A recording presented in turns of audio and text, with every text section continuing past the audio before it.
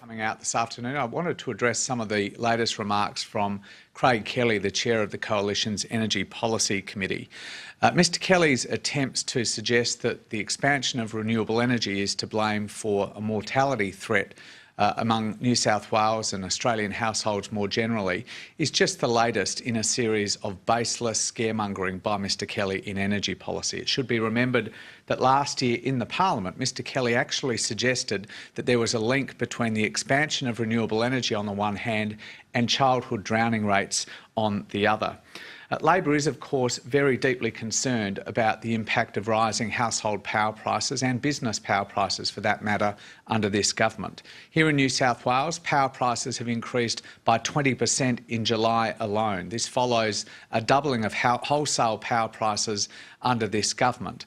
Labor is very concerned about the impact that that is having across Australia. We are now in the throes of a genuine energy crisis in this country. But equally, it's very clear what is driving those increases in wholesale power prices and retail prices.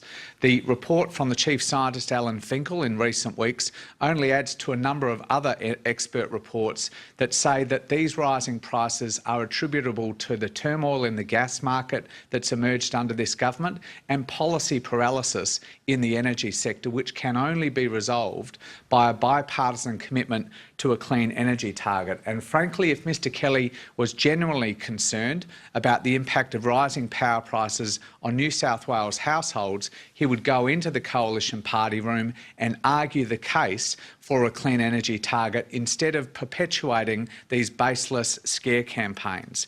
Instead, we have another appalling intervention from the leader of the Coalition's Energy Policy Committee.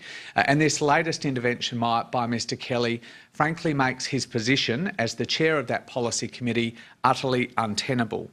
It sends a message that instead of taking a sober, evidence-based approach to energy policy at a critical time in the national debate on this question, the Coalition instead intends to continue their 4-year-long crusade against renewable energy. If Malcolm Turnbull is going to retain any credibility at this critical time of energy policy debate, he needs to act, and he needs to sack Mr Kelly as the chair of the Coalition's Energy Policy Committee.